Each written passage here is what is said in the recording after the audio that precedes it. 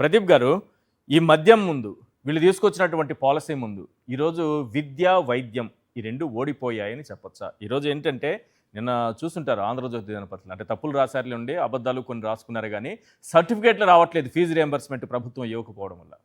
దాదాపు 8,000 కోట్లు, 8,500 కోట్ల రూపాయల బకాయిలున్నాయి ఈ రోజు వరకు. పిల్లలు నెక్స్ట్ చదువులకు వెళ్ళలేకపోతున్నారు, ఉద్యోగాల్లో జాయిన్ అవ్వలేకపోతున్నారు, చాలా ఇబ్బందులు పడుతున్నారు. విద్య గాని, వైద్యం, ఆరోగ్యశ్రీకి అసలు దిక్కే లేకుండా పోయింది.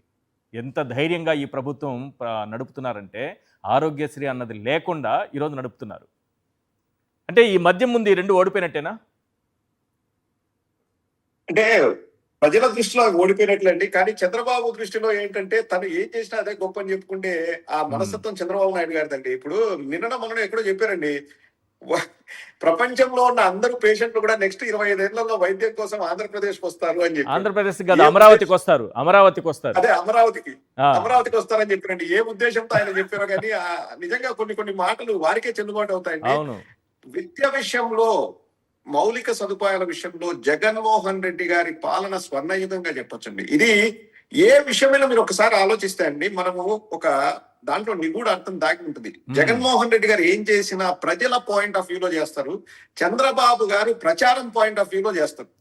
అంతకు తప్పితే వాస్తవిక ప్రపంచంలో ఏది అమలవుతుంది అంటే జగన్మోహన్ రెడ్డి గారికి, చంద్రబాబు నాయుడు గారికి పోలికే లేదండి. ఇప్పుడు మీరు అన్నట్లు ఫీజు రీఇంబర్స్మెంట్ గాని, ఆరోగ్యశ్రీ గాని, మీరే చెప్తున్నారు కదండి, శాంతి భద్రతల విషయంలో దేశంలోనే చివరి స్థానంలో ఉంది మన ఆంధ్రప్రదేశ్. అవును.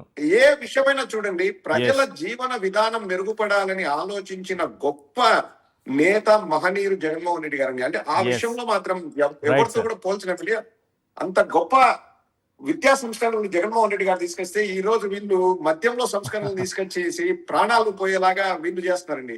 అసలు ఒకటైతే మాత్రం అండి, నేను జగన్మోహన్ రెడ్డి గారిని అభిమానిస్తాను కానీ పరిపాలనను బేరీజు వేస్తే జగన్మోహన్ రెడ్డి గారి పరిపాలనతో చంద్రబాబు గారి పరిపాలన అసలు మనం పోల్చలేమండి. వీరిది ఆర్భాటం, హంగు, ప్రచారం అంతకు తప్పితే ఏది లేదండి ఇక్కడ.